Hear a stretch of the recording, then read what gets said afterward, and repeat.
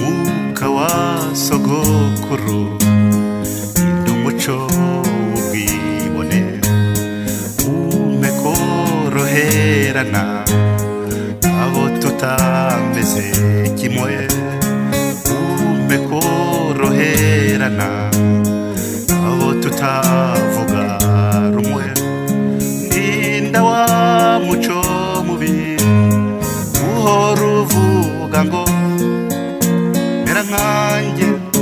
mera nkanjye cyangwa urimbuke mera nkanjye cyangwa urimbuke.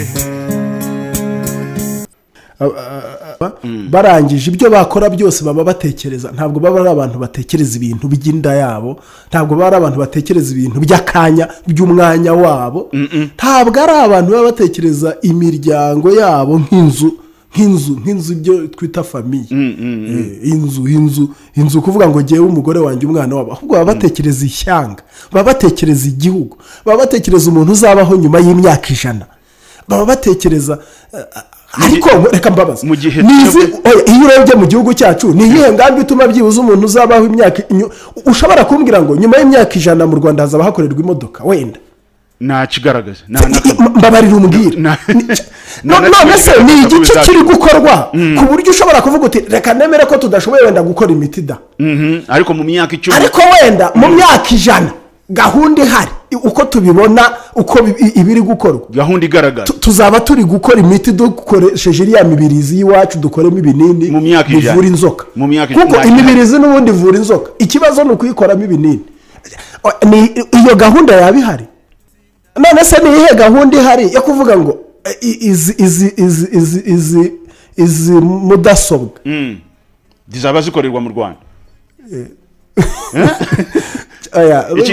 nta kimwe kigaragaza ko hari gahunda.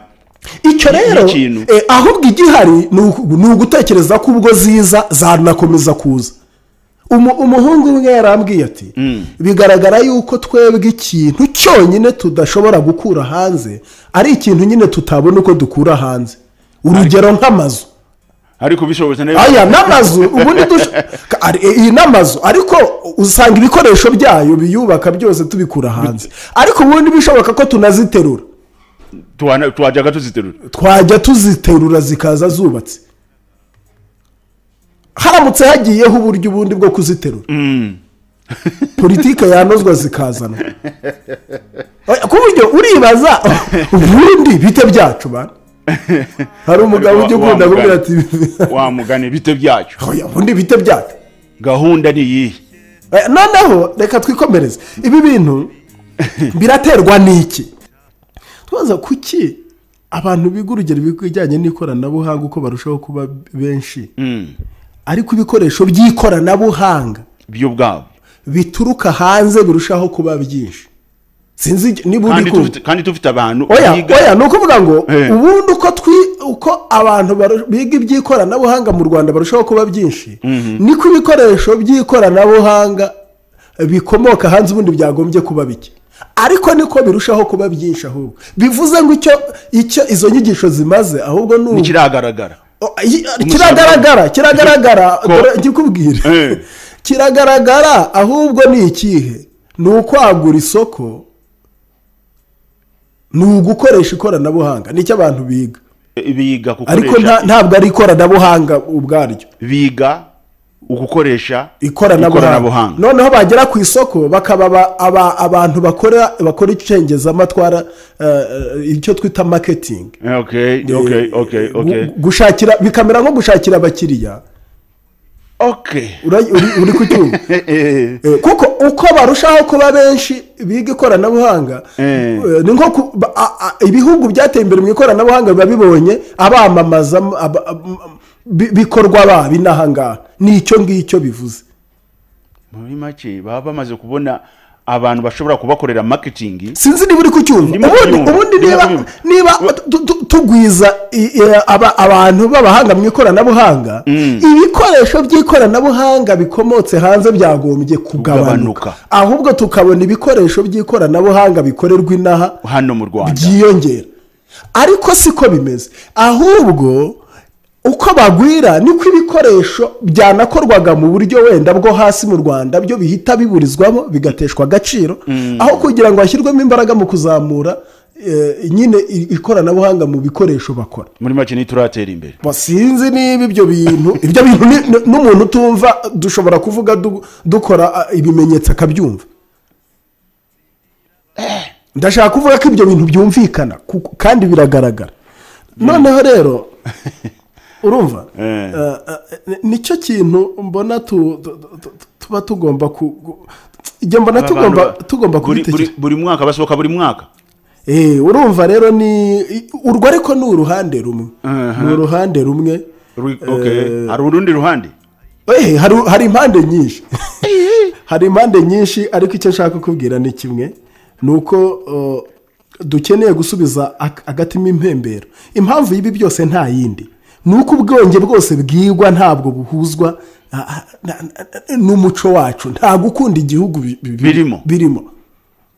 Ntabwo ikintu cyitwa gukunda igihugu wenda tuzakigarukaho ariko ntabwo nabarenganya kuko nta muntu wakunda igihugu kandi atakiremejemo.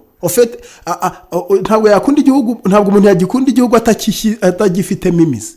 Avuga ati wacu sina, avuga ati jewe ndi umwisiraheli, cyangwa akavuga ati nta gakondo mfite inahangaha ahubwo iwacu ni mu ijuru.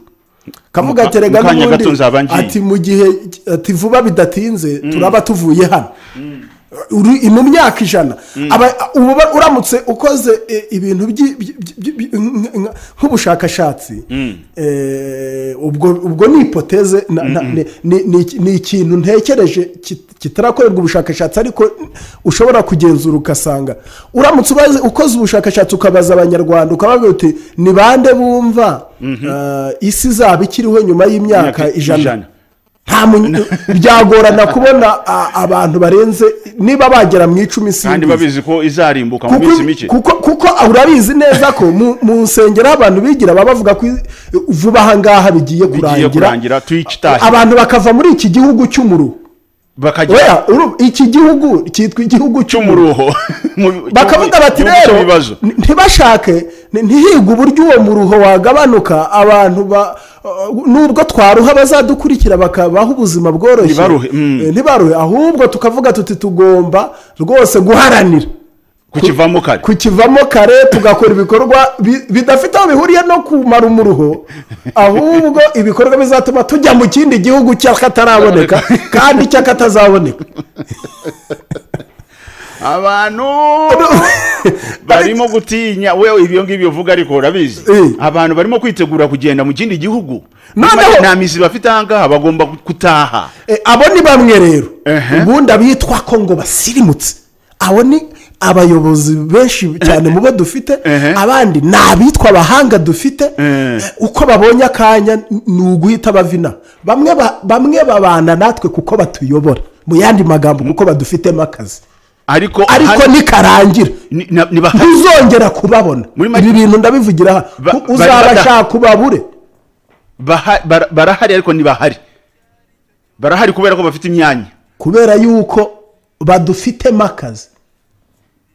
Mbese si uko bakunze igihugu ahubwo badufitemo akazi nikarangira yaba byashoboka gugakora ikintu cyitwa ina statistique cyangwa se barurisha mibare nyuma y'imyaka 5 ukazandebera ibi bintu iyo mbivuga nta kibazo na gito mbafite kuko ni ibintu nibyo ndi kuvuga nibyo tubamo ni ibintu bidasaba ko abanyarwanda baba ari abantu babahanga cyane ngo babibone. Ibi biragaragara ni ibintu bazi urumva.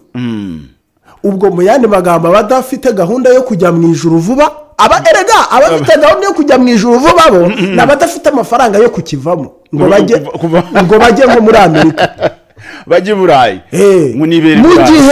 mu gihe mu madini aho rubanda rugufi rwacupiriye bo bari kuririmba ijuru n'igihugu cy'isezerano cy'agahozo cy'akataraboneka abitwa ko ari rubanda rwo hejuru babandi basirimutse bo bari kuririmba Amerika n'Uburayi bashaka kwigendera urumva nyine najyanye abana banje muri Amerika kubera iki kibikubwira ari naho ariko family bose abandi bose ntibahari kandi ari umuyobozi akunda u Rwanda. ariko reka nkubwire abantu bajye bareka kutujijisha kuko mbwiza ukuri nk'uko bivuze turimo kubera ko dufitemo akazi, ari hano kubera ko harimo akazi. hari ahantu umugore n'abana bari mu Bubiligi, ibi bintu kandi ari abanyarwanda, reka ngiye nkubaze bakunda u Rwanda. none ikintu kinyobera uyu muntu rero akaba n'umwe uwo muntu ni umwarimu muri kaminuza runaka, ni umuyobozi se muri minisiteri runaka ifite aho inahuriye wenda n'uburezi, warangiza ukavuga ati mu Rwanda hari ikibazo cy'ireme ry'uburezi.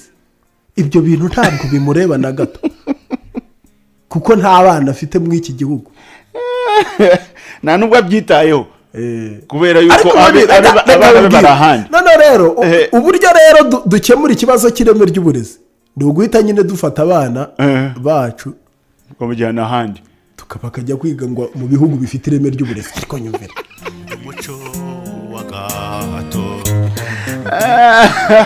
noneho niyo mugabo ibyo bintu bishimisha cyane. ariko reka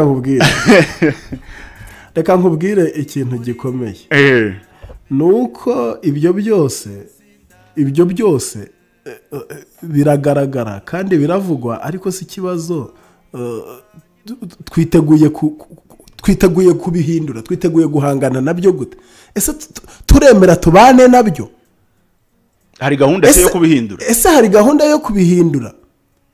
ese turabona byararangiye ku buryo noneho dusigaye turiho nk'ibyihebe?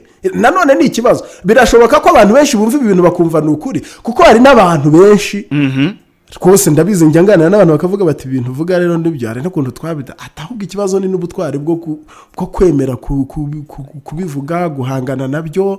twatangirira ese twabaye ibyihebe ku buryo twumva byarangiye duteze mbese ku buryo tugomba kubaho nta gihugu?